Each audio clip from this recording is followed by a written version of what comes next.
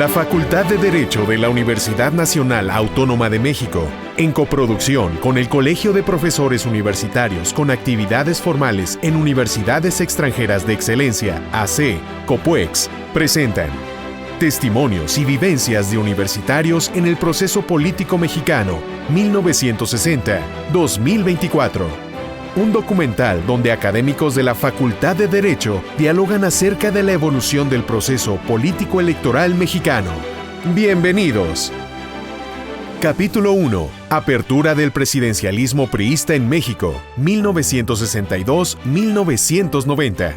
En este capítulo, contamos con la participación de los catedráticos el Dr. Luis Jorge Molina Piñeiro, el Dr. Lorenzo Córdoba Vianello y el Dr. José Fernando Gesto Martínez Porcayo.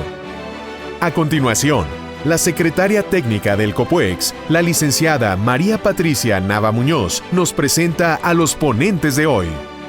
Luis Jorge Molina Piñeiro es licenciado y doctor en Derecho por la UNAM, con estudios revalidados por el Consejo Universitario en las universidades de Münster, de la que fue colaborador científico de 1966 a 1967, y de la de Erlangen-Nuremberg, de la que fue profesor invitado. Es profesor de carrera titular C de tiempo completo por concurso de oposición, integrado permanentemente al programa de productividad académica PRIDE en el nivel C. Es miembro permanente del Sistema Nacional de Investigadores del CONACYT. Es reconocimiento catedrático UNAM nivel 2. Recibió para la UNAM como coordinador y responsable académico del programa de televisión Introducción a la Universidad el Premio Nacional de Periodismo en 1976.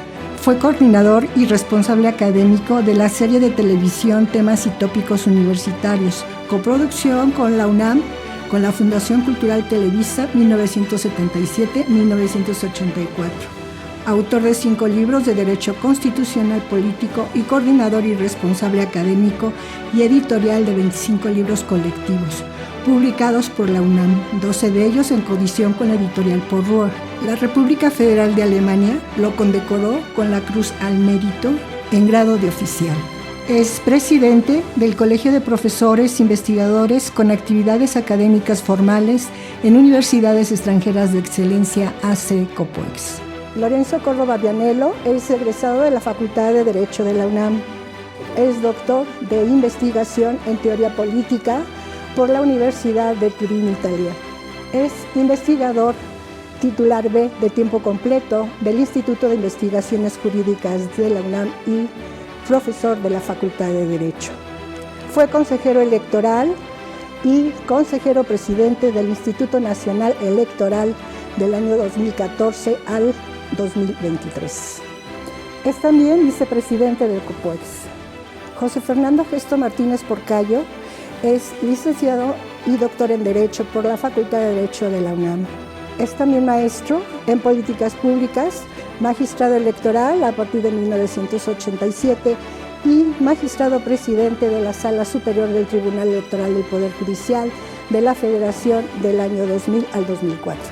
Es catedrático de la Facultad de Derecho de la UNAM. Es también vicepresidente del COPUEX. Muchas gracias. El tema que yo voy a tratar, el tema central, es el de la apertura. Cuando se hace un análisis del desarrollo del sistema político mexicano, que así fue llamado hasta en la investigación científica, ¿no? Es importante señalar que el sistema político mexicano en los años 60-70 se toma como un objeto de estudio que va a ser revisado como una opción.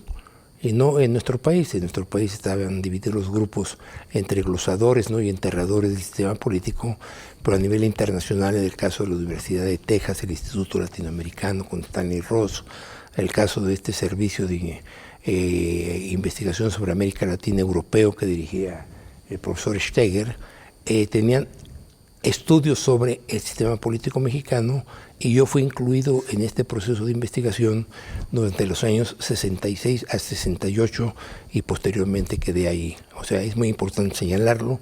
Se estudia el sistema político mexicano como un objeto de estudio. ¿Qué es un objeto de estudio? Pues es un régimen autoritario que no es una dictadura si se toma la comparación con las dictaduras militares de América del Sur, del Cono Sur y del Brasil, o se toman en consideración las dictaduras llamadas tropicales, ¿no? Las bananeras del Caribe o de América Central. Entonces, ¿qué era el sistema político mexicano? Nosotros podemos hablar que el cenit de ese sistema político mexicano era el presidencialismo priista, y que el cenit lo señala Adolfo López Mateos, ¿no? Que fue lo que décadas después Vargas Llosa llamó una dictadura perfecta, cuando en el año 90 ya no existía ese sistema porque el presidente de la República era Carlos Salinas de Gortari, ¿verdad? Ahora, ¿qué es el cenit del sistema político mexicano? Es la agrupación en el presidente de la República del poder económico basado en el artículo 27 constitucional, que es la propiedad de la nación. Básicamente, ¿de qué? Del petróleo, desde la expropiación de Cárdenas y posteriormente la nacionalización de la industria eléctrica de López Mateos. Esa es la base económica del sistema político mexicano. Pero eso se construye sobre una base de poder político-social, que es la organización de la sociedad mexicana, una democracia participativa cotidiana que se va a dar primero con la prebenda agraria de las parcelas, de los ejidos, de las prebendas sindicales a los sindicatos del Estado a través del sindicato de Pemex, del sindicato de ferrocarriles, del sindicato de la Comisión Federal de Electricidad y otros. O sea, hay un poder económico, hay un poder político-social y hay un poder político formal, ¿no? O sea, el presidente de la República tiene el poder formal que le da el artículo 73 constitucional, en el cual él tiene todas esas facultades que el Congreso de la Unión le ha atribuido, ¿no? Entonces, el presidente de la República realiza todo esto con un apoyo social. Y este apoyo social es de carácter plebiscitario. Esto es muy importante señalarlo, ¿no? Carácter plebiscitario quiere decir que cada 6 años viene una gira electoral, hasta el término se acuñó, ¿verdad? No era una campaña, era una gira electoral, ¿no? El candidato del PRI, una vez designado por el presidente en turno, que es lo que Carpizo llamó facultades metaconstitucionales, ese individuo recorre toda la República a los lugares más recónditos para mostrarse como lo que es, ¿no? El que lleva la antorcha de la Revolución Mexicana. Y entonces ese sistema se legitima precisamente en su origen, en la Revolución Mexicana, ¿no? La Revolución Mexicana es un proyecto de nación que se formaliza en la Constitución del 17 y que se va a construir con esto que Arnaldo Córdoba describió como un corporativismo mexicano, ¿no? Solo que este corporativismo mexicano no es unir lo que ya existía, ¿no? Que es el caso de los fascismos europeos, ¿no? El corporativismo mexicano es crear estas fuerzas sociales, ¿no? Estas cuestiones campesinas, estas ligas agrarias, estos comisariados ejidales, y sobre esa construcción se construye el Partido de la Revolución Mexicana, ¿no? Eso se ve de manera muy clara en la escenografía priista, ¿no? Todos los mítines priistas importantes tienen al presidente de la República y tienen al partido detrás de él, sus símbolos, y el sector obrero, el sector campesino y el sector popular, ¿no? Entonces, ¿qué es una dictadura perfecta? Una dictadura que se legitima sexenalmente mediante un proceso electoral, ¿no? Esto es muy importante, ¿no? Era lo que se estudiaba como sistema político mexicano, ¿no? No desde un punto de vista crítico, en el caso mío, sino desde un punto de vista estructural funcional, ¿no? O sea, esto es el sistema político mexicano. Su cenit es López Mateos. ¿Por qué López Mateos? Porque López Mateos está orgulloso del corporativismo mexicano, ¿no? Está tan orgulloso que con ese corporativismo hace la campaña para que México sea la sede de la Olimpiada del 68, ¿verdad? Y hace esta publicidad del corporativismo mexicano de manera abierta, de manera franca, sin ningún tapujo, ¿no? Acuérdate los mítines que se organizan en el Zócalo, ¿no? Las concentraciones que se organizan en el Zócalo, en donde el presidente de la República, en el balcón central del Palacio Nacional, está mostrando ahí. Y ahí está la CTM, ahí está la CNOP, ahí está la CNC, ahí están las matracas, los silbatos, las sirenas, ¿no?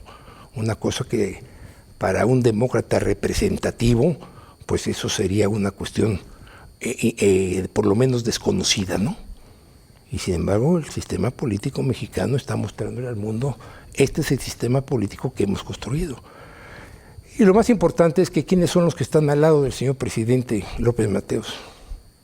Eisenhower, el presidente de los Estados Unidos, ¿verdad? Y en otra ocasión, ¿quién está al lado del presidente? El general Charles de Gaulle, el héroe de la Segunda Guerra Mundial, ¿no? Era esa la muestra del orgullo que tenía el sistema. Y entonces nosotros los jóvenes, yo ingresé a esta Facultad de Derecho en el 59, nos educamos con la ideología de la Revolución Mexicana.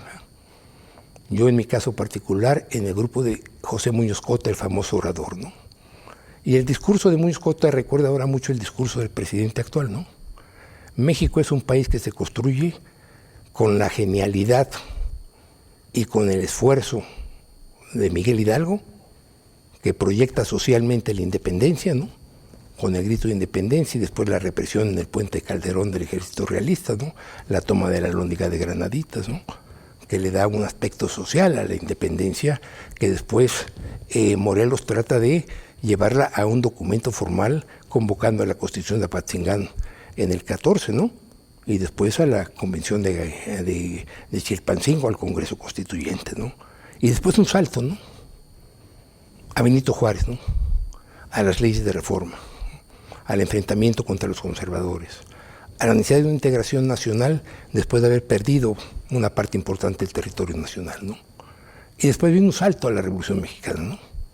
A la propiedad de la nación en el artículo 27 constitucional. Y además la Revolución Mexicana, en ese largo proceso de 10 años, presenta un panteón heterogéneo, ¿no? Desde un hombre como Madero, de buena fe, un liberal, un demócrata, hasta una gente violenta como Villa, ¿no? O un anarquista como Zapata, ¿no? O un legalista como Carranza, o un hombre de fuerza como Obregón, ¿no? Y entonces, ese sistema político mexicano tiene detrás de él fotografías, ¿no? Si tú ves los actos importantes que realiza el presidente, incluyendo el actual, ¿no? Siempre tiene atrás una fotografía, ¿no? Esa fotografía está manejando un mensaje de qué es lo que el presidente en ese momento está decidiendo. Si es un acto de legalidad, está Madero, está Carranza. Si es un acto de reivindicación social, grupos indígenas, está Zapata, ¿no? Y si es una cuestión que requiere cierta violencia de carácter X y Z, está Pancho Villa, ¿no? Entonces, ese era el sistema político mexicano. Y funcionaba, ¿no? Funcionaba, ¿no? Y había todo un grupo emergente que iba a servir a ese sistema político mexicano, y esta Facultad de Derecho era uno de sus surtidores importantes, ¿no? O sea, de aquí salían un grupo importante de aquellos que iban a tener los órganos de las funciones importantes de esa estructura política, o por lo menos las intermedias, ¿no? Los abogados, los juristas, ¿no? Que servían, digamos, en forma cotidiana de mantenimiento de este sistema político mexicano. Pero lógicamente las cosas cambian, ¿no? Las cosas cambian, y el movimiento de 68 muestra que hay una clase urbana, culta, universitaria, producto de la Revolución Mexicana, que no está de acuerdo con los controles estrictos radiales, ¿no? Y entonces la explosión del movimiento de 68, que después es acallada por el sistema político mexicano. Ya en la campaña de Echeverría en el 70 no aparece, aunque vaya el presidente de la República a la Universidad Nicolaita en Michoacán, ¿no? Y ahí estuviese presidente y se hace la crítica al ejército y la crítica al presidente Díaz Ordaz, ¿no? El sistema político funciona. Y yo hice una investigación con estos profesores extranjeros, Morse y Steger, en donde se veía cómo el PRI seguía su táctica plebiscitaria. Las elecciones peristas no eran elecciones democráticas de ciudadanos libres e iguales, sino eran elecciones plebiscitarias, ¿no? Se convocaba y el pueblo era llevado, que tampoco estos acarreos se encubrían, ¿no? El priismo llevaba el acarreo. Y el acarreo tú lo veías, y en cualquier pueblo, aunque fuera de campesinos marginados, indígenas, monolingües, ahí estaba la CTM, ahí estaba la CNOP, ¿no? Y tú te preguntarías desde ahora, bueno, ¿y qué estaban haciendo esos emblemas en una comunidad agraria marginada, ¿no? La idea de la unidad nacional. ¿Y por qué el cenit es López Mateos? Porque López Mateos toma la tesis de la inteligencia, no solamente mexicana, sino latinoamericana. Acuérdate que esta idea de la inteligencia es la de crear una identidad de estos latinoamericanos, en este caso específico de los mexicanos, que Octavio Paz en El laberinto de la sociedad sintetiza magistralmente, ¿no? Que es el mestizaje, ¿no? Y cuando tú hablas de mestizaje, ves el cuadro de Orozco, ¿no? Ves a la Malinche, ves a Cortés, escuchas la Sinfonía India, ¿no? O sea, es todo un movimiento. ¿Y qué hace López Mateos? Se lo encarga a Torres Bodet y a Martín Luis Guzmán, ¿no? A Arnaiz y Freg, ya está en el libro de texto gratuito. ¿Va? Y el libro de texto gratuito tiene uno de sus temas centrales, el que está en la plaza de Tlatelolco, ¿no? Que dice, no fue triunfo ni derrota, ¿no? La caída de Tlatelolco, ¿no? La caída del Imperio Azteca, sino fue el nacimiento doloroso del pueblo mexicano. ¿Va? Y entonces, lógicamente, la generación mía, esta generación que estudia en esta universidad en los años 60, es la que va a considerarse como heredera, ¿no? Que va a tomar esta estafeta de la lucha revolucionaria y va a durar todavía un tiempo, ¿no? Hasta el año del 82, ¿no? En el año del 82, pero hablamos de la apertura, ¿no? Que el tema central iba a ser la apertura. ¿Qué pasa en 77, no? Ya había un intento de apertura, ¿no? El primero, que fue duramente criticado, fue el darle el voto a las mujeres en el gobierno de Ruiz Cortines, ¿no? Se decía que las mujeres influenciadas por la Iglesia Católica iban a votar a favor de los conservadores, en este caso el Partido de Acción Nacional, cosa que no sucedió, ¿no? Después, ¿qué hace López Mateos? Los diputados de partido. Y esto sí es importante, porque aunque fueran unos cuantos, cada vez que tomaban la tribuna, ¿quiénes la tomaban? Los intelectuales de esos partidos, ¿no? Vicente Lombardo Toledano, Preciado Hernández, algunos de los González, ¿no? Y entonces la gente veía que los mismos políticos prácticos, ¿verdad? Aunque había gentes como Manzanilla Schaffer, como González Pedrero, ¿no? Que también eran egresados de la universidad, pero el lenguaje libre del discurso político de la oposición era un discurso mucho más fresco, ¿no? Y entonces esto que la gente no le da importancia de los diputados de partido, sí la tuvo, ¿no? Y en el 77 que se juntan dos profesores universitarios, ¿no? Dicen que la idea era de Reyes Heroles. Yo conocí en algunas ocasiones en pláticas a Reyes Heroles, también conocí en algunas pláticas a López Portillo, muy circunstanciales, ¿no? Yo creo que una mente más abierta era López Portillo, ¿no? Como intelectual que era Reyes Heroles, pues tenía unas ideas, digamos, más estructuradas, ¿no? Y entonces, ¿qué se decide? La representación proporcional, ¿no? ¿Y qué es la representación proporcional? Darle un espacio a una oposición que no existía. ¿Y por qué la apertura, no? Porque una vez que se pone la representación proporcional en las próximas elecciones, ¿no? Eso en 77, las próximas elecciones federales son 79, ¿no? Pues lógicamente esos espacios no lo ocupa la oposición porque no tiene una convocatoria a los partidos de carácter electoral, no tienen una experiencia electoral. Y por esos porcentajes de 2.5, de 1.5 varían, ¿va? Porque se está creando artificiosamente, que es uno de los graves problemas que hoy estamos viviendo, ¿va? Se crea artificiosamente esta representación proporcional, pero era un 25% de la Cámara de Diputados, ¿verdad? Artificial, pero estaba difícil cubrirlo, ¿verdad? Estaba difícil cubrirlo. Y entonces, aquí el tema es, esta apertura implica dos cosas. La primera, los afanes democratizadores que después, en esta clasificación que hace Córdoba, Lorenzo, de apertura, después institucionalización, después igualar el quehacer de tipo electoral, tú lo haces, ¿no? En alguna de tus publicaciones, viene la institucionalización. Y entonces imagínate, institucionalizar un proceso democrático electoral implicaba, más que el esfuerzo de hacerlo, el desmantelamiento del PRI, gobierno, ¿verdad? O sea, cómo le quitas a Gobernación sus competencias de la Comisión Federal Electoral, ¿verdad? Cómo le quitas a ese grupo de políticos prácticos, priistas, presidencialistas, que de pronto va a ser un órgano autónomo el que va a tomar las decisiones, ¿no? Y eso es la apertura, ¿no? La apertura implica no solamente la creación de órganos, sino el desmantelamiento del presidencialismo a través de la Secretaría de Gobernación priista. ¿Cómo desmantelas el prismo? Lógicamente los líderes priistas y sobre todo los de los sectores que tenían sus cuotas, pusieron. Entonces, este es el tema central. La apertura es desde el presidencialismo priista, ¿verdad? Yo abro. Déjeme preguntarle al maestro Gesto, a Lorenzo, ¿fue una dictadura perfecta en esa época? Cualquiera de los dos. Pues la verdad es que era un sistema hermético, a prueba de... No competitivo. Así es, a prueba del fracaso, es decir, estaba tan bien diseñado que era imposible que perdiera. Y cuando empiezan a venir los cambios, hay regiones del país, como nos ha platicado el maestro Molina, que tenían una cuota y una preferencia por ciertos partidos, por ejemplo, por el Partido de Acción Nacional, había un grupo conservador en el norte que votaba que quería que participara. Ya no era un partido testimonial ni un grupo de presión, sino ya querían ejercer el poder. Tenían una base social. Empieza a surgir esta oposición, primero artificiosamente, pero las voces que llegaron al Congreso no eran de mentiras.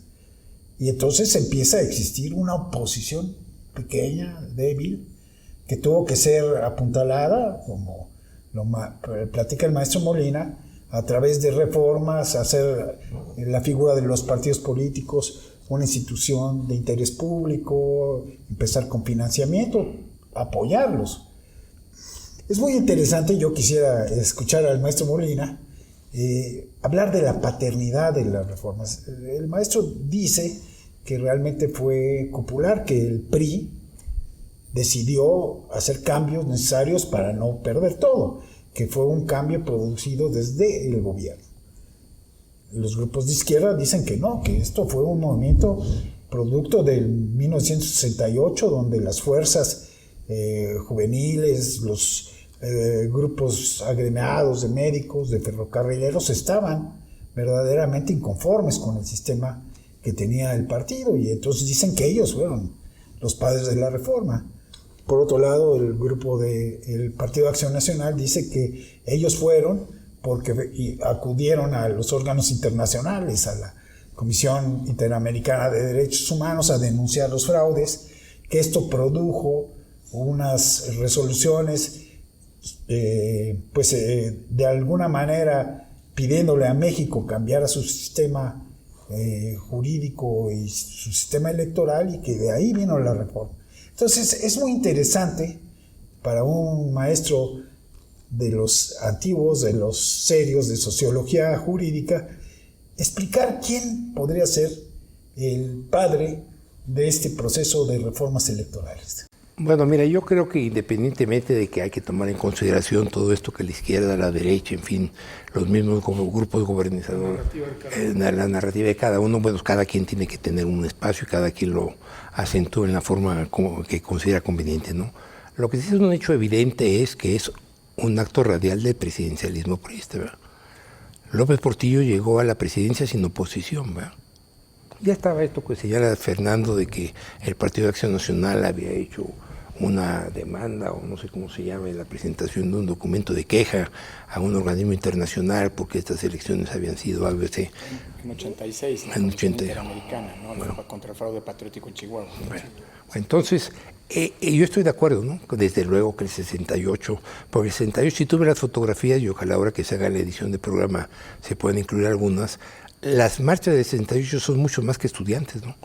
Si tú somos los estudiantes del Poli de la universidad, no son el millón de tantas gentes que andan en la calle desfilando.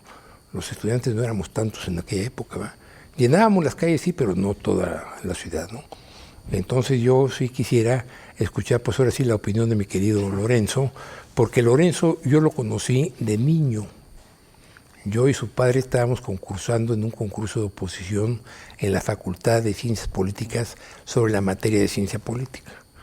El papá de Lorenzo tenía una influencia de este marxismo estudiado en Italia después de la Segunda Guerra Mundial, entonces pues, él estaba muy interesado y además era una persona que ya tenía ahí una presencia académica, Arnaldo Córdoba, y el González Pedro era el director de la Facultad de Ciencias Políticas, y entonces él, como buen tabasqueño, consideró que podíamos ponernos de acuerdo, el papá de Lorenzo y yo, en hacer un programa único, esta idea de unidad, ¿no? Y lógicamente con el papá de Lorenzo no es como con Lorenzo, ¿no? Fácil hablar, el papá de Lorenzo era, digamos, con una mente más, digamos, materialista histórica, ¿no? Entonces, o cabes o no cabes, ¿no? Y yo venía de una formación diferente, ¿no? Yo venía de una formación funcionalista alemana, en donde esta escuela de Frankfurt ya había tomado el marxismo como una cuestión académica, ¿no? Y ya la investigación de tipo empírico era, digamos, otra tónica, era Dahrendorf, etcétera, ¿no? Que después tuvo una gran influencia en los sociólogos como Habermas, etcétera. Bueno, entonces, y llegamos a la conclusión de que nos juntásemos. Y fue Arnaldo 2 o 3 veces a mi casa, y estuvimos trabajando, y ya para afinar el tema fui yo a casa de Lorenzo, en la calle de Monterrey, ¿no? Ahí por donde está la Secretaría de Salubridad, ¿no? Y resulta que ahí llegamos al rompimiento, ¿no? Y ya no se pudo hacer un programa único y entonces se dividió ciencia política y estado actual de la ciencia política, ¿no? Y entonces yo ahí conocí a Lorenzo porque lloraba mucho. Y entonces lógicamente unos gritos, ¿no? De un niño, y yo pues estaba nervioso, ¿no? Porque veía que Arnaldo no era flexible, y todavía con el llanto ya ahora sé que ese niño era Lorenzo Córdoba. No, espero que no. No, Lorenzo.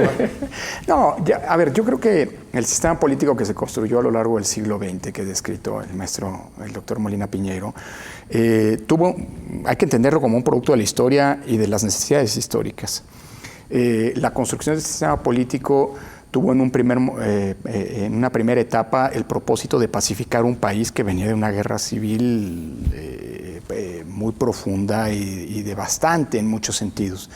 Y no era fácil.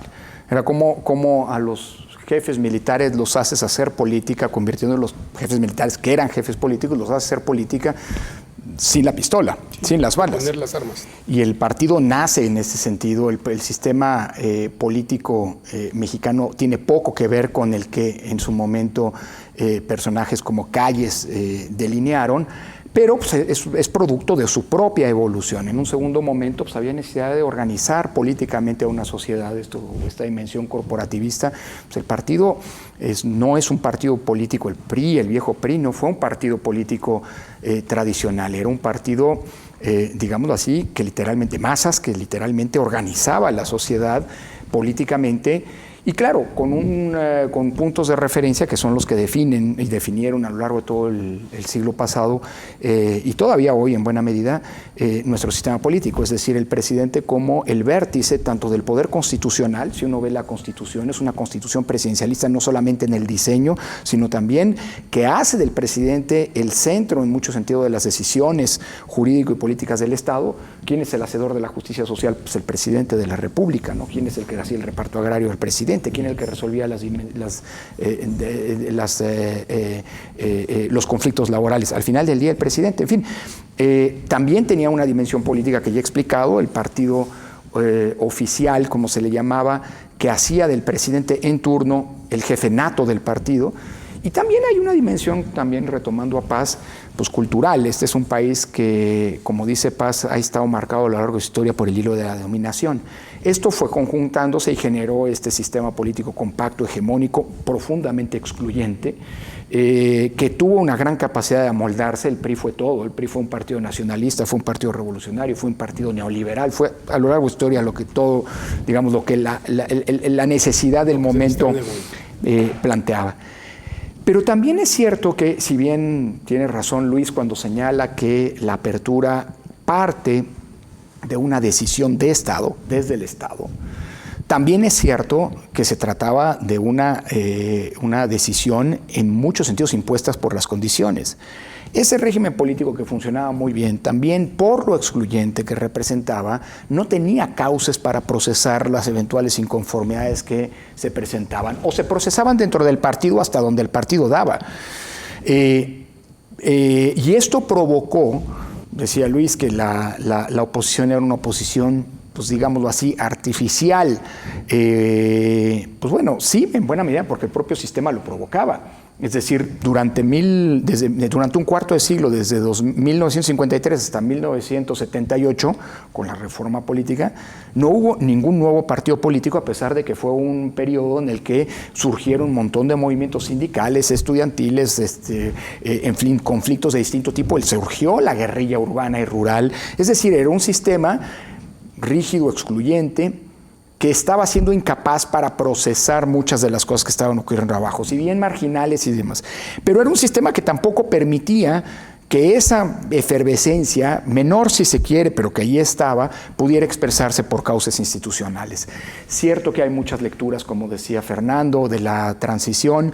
Yo creo que la transición al final del día es un conjunto de todas ellas, es decir, no es nada más una concesión graciosa de un gobierno que dijo, ay, ahora nos vamos a empezar a caminar hacia la democracia. Fue forzado, el propio Reyes Heroles, en fin, se trataba de... ¿El contexto internacional? Pues se trataba también el contexto internacional, se trataba de darle causa institucional a esa vida política que, de no encontrar ese cauce, podía reventar del peor modo por fuera.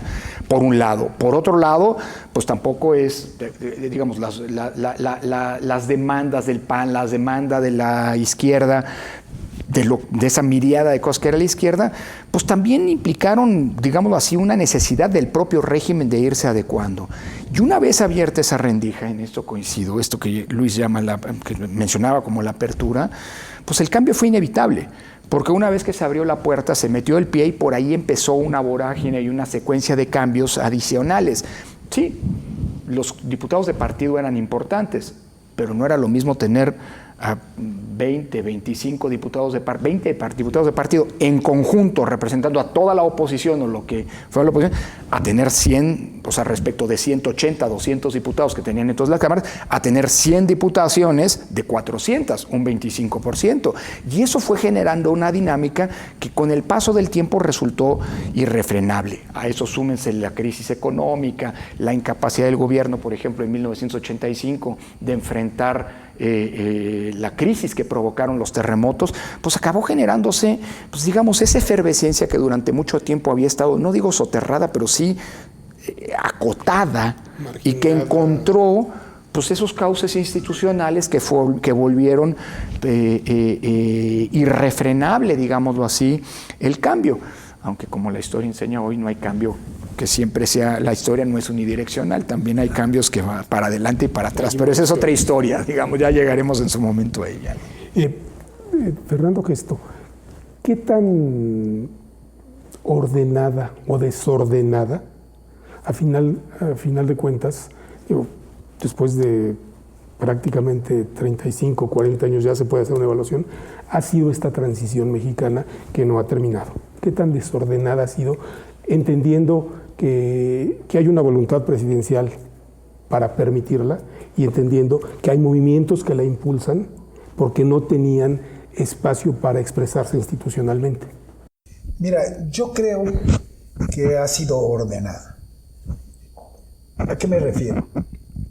Y aquí me separo un poco de las teorías históricas de que se avanza por cuestiones generales, sino sí creo yo en la genialidad de las personas, ¿no? Reyes Heroles tenía una visión clara de lo que era modernizar al país. Era un hombre con una cultura universal que tenía muy claro que queríamos un México plural, diverso, ¿no? Entonces, ahí lanzaron, muy incipientemente, pero una clara línea de evolución. Después tuvimos a personalidades como el maestro Lamadrid, que tenía una concepción clarísima de lo que necesitaba la oposición para crecer y para fortalecer un sistema de partidos. Fue ordenado, fue gradual, tuvieron mucho cuidado en que prueba y error. Venía una reforma, venía el proceso electoral, funcionó, algunas cosas sí, otras no. La oposición siempre fue exigiendo mayor apertura, mayor democratización, mayor participación. Entonces a mí me parece ser que fue una línea clara de desarrollo y sabíamos a dónde queríamos llegar. Y hemos llegado.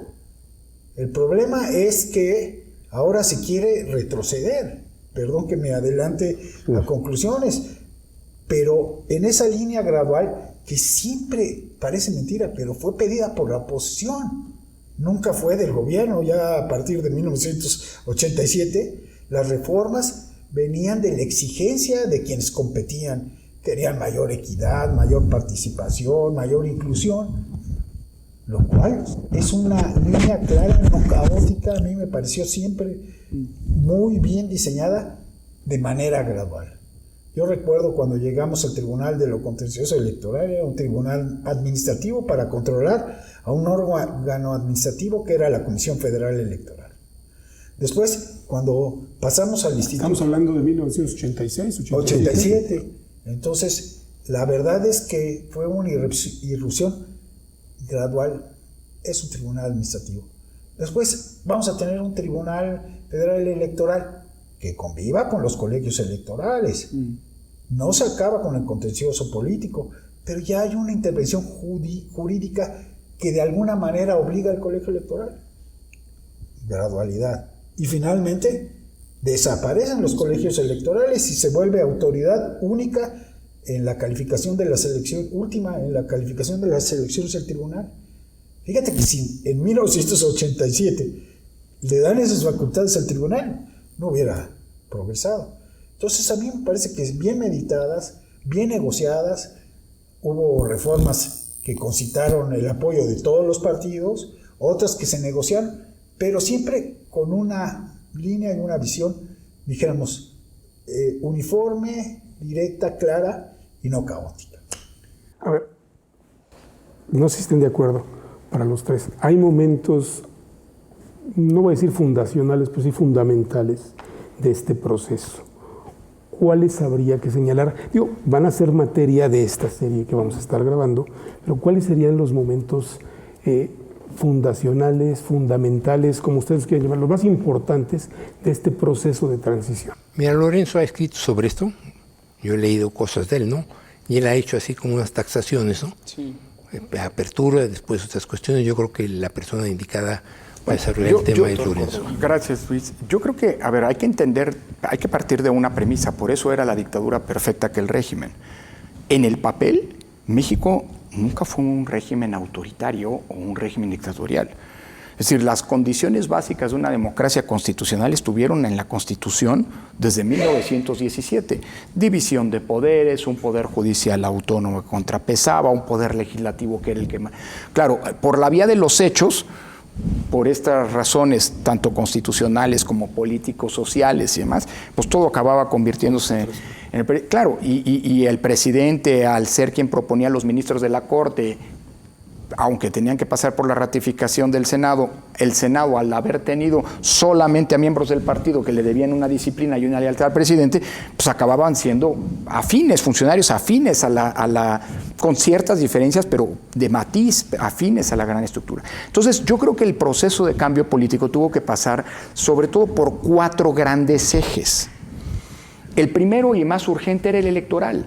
Pues porque había las elecciones, lo decía Luis, se realizaron permanentemente, pero era un ritual en el que periódicamente le resultaban funcionales a la consolidación de un poder que no era democrático, que era un poder autoritario, pero no dejó de haber una sola elección a lo largo del siglo XX. Pero no eran competitivas. Claro, es que, bueno, también hay elecciones ahora en Venezuela y de democráticas tienen poco. Yo diría que no eran elecciones democráticas propiamente hablando, por varias razones. La primera de los grandes cambios, se mencionaba aquí, fue darle voz a esa pluralidad incipiente, pero que ya estaba generando problemas por no tener modo de expresarse. Por eso uno de los grandes ejes fue el que mencionaba el doctor Molina, el de la representación. Es decir, un sistema de partidos que se abrió, que se permitió nuevas alternativas, que llegó a ser muy fácil hacer un partido político. Bastaba con que decías que tenías una ideología distinta, tuvieras unos documentos básicos y le pidieras permiso a gobernación para participar en la elección con el registro condicionado para ver si obtenías el mínimo de elección que necesitabas, es decir, para mantener el registro. Es decir, se abrió literalmente el sistema y se permitió ese reflejo en la Cámara de Diputados primero y después en el Senado. El segundo gran eje tuvo que ver propiamente con lo electoral. Es decir, las elecciones en el pasado se realizaban, pero las realizaba la Secretaría de Gobernación. Al final del día era quien fungía como juez y parte, y cuando las cosas no salían bien, pues se intervenía para que salieran bien o como el gobierno quería. Es decir, si había que recurrirse a los fraudes, bueno, se acuñó. Bartlett acuñó en la mediados de los años 80 la expresión del fraude patriótico para evitar que Chihuahua cayera en manos del PAN, porque eso no le convenía al país. Es decir, entonces la segunda gran cosa era tener elecciones pues con procedimientos ciertos, con autoridades confiables, independientes, autónomas frente a los intereses de las partes y de los gobiernos, y con una serie, digámoslo así, de previsibilidad en que el padrón electoral iba a ser confiable y no iba a ser manipulado, previsibilidad de cuáles eran las etapas, previsibilidad de cuáles eran los criterios con los que, por ejemplo, el tribunal iba resolviendo las diferencias, etc. Un tercer eje pasó precisamente por volver al Poder Judicial el contrapeso que está llamado a hacer en los sistemas, en las democracias constitucionales.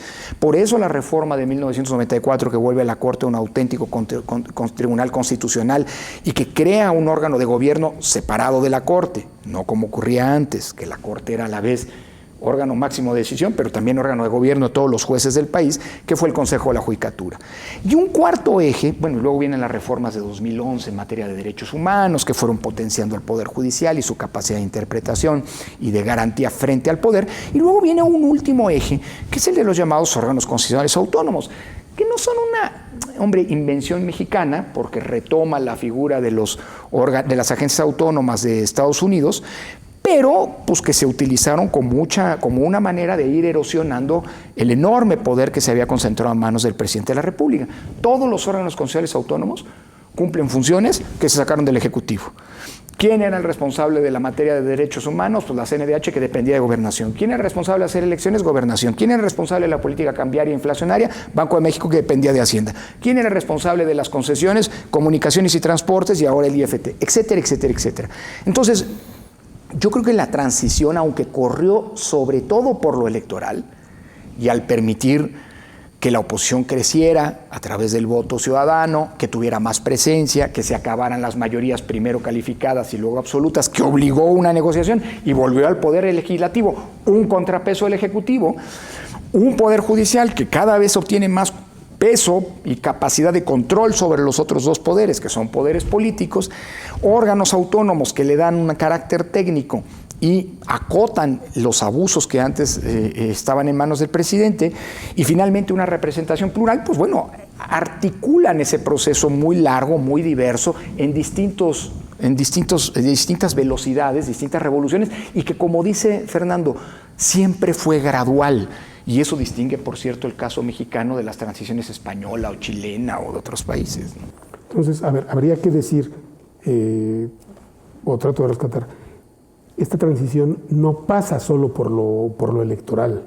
Ese es, digamos, pasa primigeniamente por lo electoral, porque sin elecciones, claro, pero no hay nada. Al mismo tiempo, como nos describes, doctor, hay decisiones administrativas fundamentales que permiten que el país siga caminando. Y cambios constitucionales de diseño constitucional muy importantes que generan un esquema de equilibrio, de contrapeso de poderes que no se tuvo durante el siglo pasado, aunque hay quienes añoran pues esa concentración de poder. Mira, yo creo que el tema central que hemos marcado aquí es de la apertura, ¿no? Sí. Y ya lo hemos descrito como un proceso largo, ¿no? En donde intervienen distintas fuerzas y hay una capacidad de negociación, pero al final del día la tesis central es una democracia representativa, pluralista, pluripartidista, ¿no? En donde todas las cosas se discuten. El problema que hoy estamos viendo es un problema regresivo, ¿me entiendes? O sea, el problema regresivo es que ahora regresamos a un afán de un autoritarismo que no permite la pluralidad. Y el problema se está presentando ahorita con la cuestión esta de la integración del próximo Congreso de la Unión y especialmente de la Cámara de Diputados, ¿no? Que viene con la idea esta de la sobrerepresentación, ¿no? Y por eso el tema viene al origen, que es la representación proporcional, ¿verdad? Que es donde tienen que decidir los jueces, ¿verdad? El tema de la representación proporcional es el pluralismo, es la esencia de la representación proporcional, ¿verdad? Toda la otra cuestión de gobernabilidad que se señala en un régimen presidencial puede tener cierta valoración, pero nunca es sustitutiva de la pluralidad de un sistema político democrático, ¿no? Y entonces yo creo que sobre este tema es donde nosotros los académicos, hombres, estas personas como Fernando, que tiene una experiencia en el ámbito jurisdiccional, y Lorenzo en el ámbito administrativo electoral, que al final del día todo esto se llevó por la vía electoral, como lo señalaba Lorenzo, pero alrededor había otras cuestiones, ¿verdad? Otras cuestiones. Lo que pasa es que la vía electoral había sido dentro del contexto también internacional, que es necesario señalarlo aquí, ¿no? O sea, el mundo, cuando se inicia una globalización, y cuando México pretende incorporarse a esa globalización, queda claro que si no hay regímenes de gobierno democráticos representativos, no se va a permitir este acceso a la democratización, porque es una exigencia, ¿verdad? Entonces también el sistema político mexicano, como aquí lo señalaron, tiene que abrirse, que es la idea que se inicia en el 82 y después en el 88, a pesar de esta crítica que se da a Salinas en relación a la elección con Cuauhtémoc Cárdenas, ¿no? En donde juega un papel importante ese famoso tribunal administrativo Tricoel, ¿no? Entonces yo creo que la idea que nosotros tenemos con este documental, la idea central, es que hoy se aspira a un presidencialismo partidista cerrado.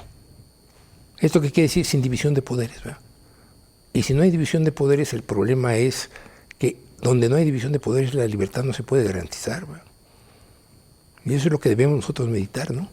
Y esto es... Con un agregado, coincidiendo con Luis, que es todavía, por lo cual, que va en contra de la propia historia del sistema político. Y es que el sistema político de la revolución, ese sistema hegemónico, tuvo, lo explicaba Luis en su primera intervención, un componente institucional muy fuerte.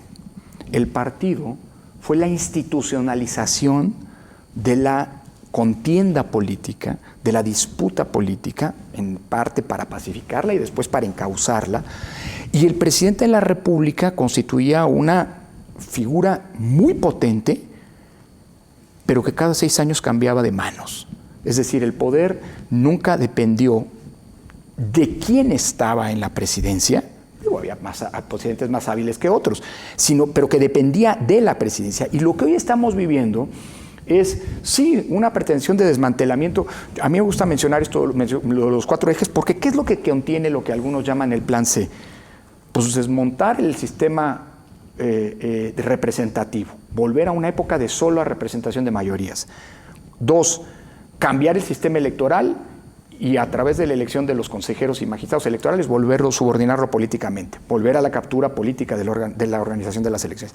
3, elegir jueces y a los que van a vigilar a los jueces para volver a capturar y volver a hacer del Poder Judicial un órgano no de contrapeso del poder, sino un órgano político. Y 4, desaparecer los autónomos, es decir, los 4 ejes de la transición se buscan desmantelar con un agravante. No es volver al México de los años 50, 60, es volver a ese México en términos del ejercicio y concentración del poder, pero con el componente caudillista contra el cual ese México de instituciones, autoritario sin duda, pero se construyó en el pasado. El peor de 2 mundos.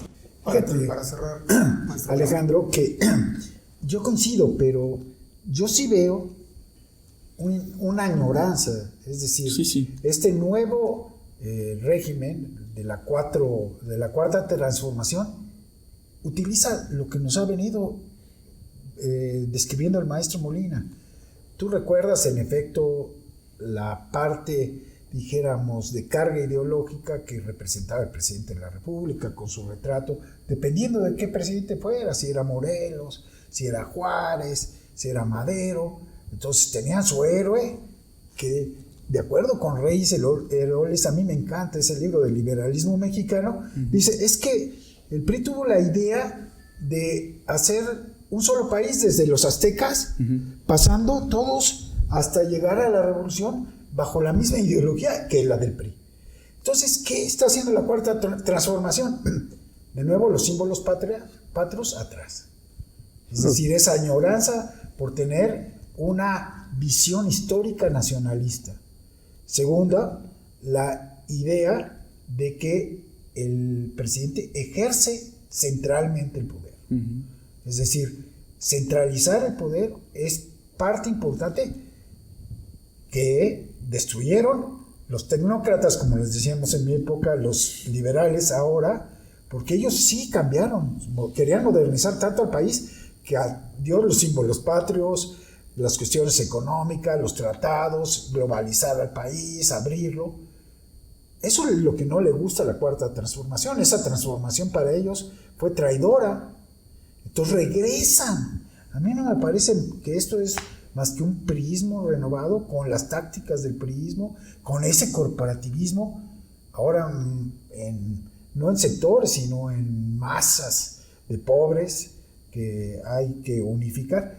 En fin, yo sí siento que hay esa regresión, pero con la añoranza del pasado priista. Y con un componente personalista que es preocupante, vuelvo a insistir. Caudillista. Sí, el problema está en que la presidenta electa no tiene carisma de presidenta actual, ¿no?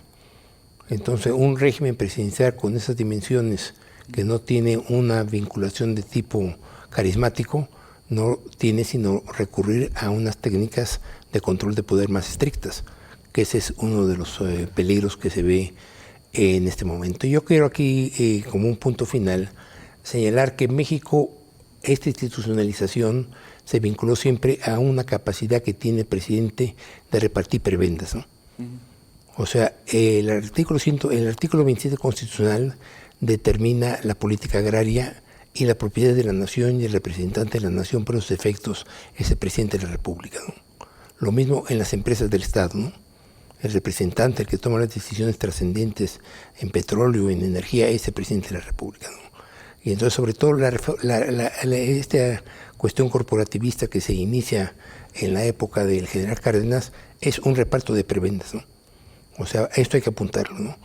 El priismo siempre tuvo como una base material la capacidad del presidente de repartir prebenda, que es el patrimonio de la nación. ¿Y qué es lo que sucede hoy? Lo que sucede hoy es que el presidente, esta prebenda que daba trabajo, ¿no? Porque a ti te dan una parcela, pues te exigen trabajar, ¿verdad? Que además la ley de agraria era muy radical, ¿no? Ahora no, ahora la prebenda es programa social, ¿no? Entonces un programa social implica que un apoyo económico directo a las personas, ¿no? Esto no es una participación libre y consciente de ciudadanos, ¿no? Entonces yo creo que esto es un tema que también se debe meditar, ¿no? Y el futuro del país depende mucho de la prebenda, y la prebenda, como es natural, se vincula con corrupción, ¿no? Porque nadie puede repartir prebendas de una manera objetiva y clara, ¿no? Sino siempre hay preferencias, ¿no? Sobre todo cuando no hay recursos suficientes para hacer una prebenda universal. No existe ningún país del mundo que pueda hacer una prebenda de beneficio social universal, ¿no? Y entonces yo creo que este es el tema, y yo creo que es el inicio de este documental, que vamos a dividir en partes, un inicio muy oportuno, ¿no? La Facultad de Derecho de la Universidad Nacional Autónoma de México, en coproducción con el Colegio de Profesores Universitarios con actividades formales en universidades extranjeras de excelencia, AC, COPUEX, presentaron Testimonios y vivencias de universitarios en el proceso político mexicano 1960-2024. Hasta la próxima.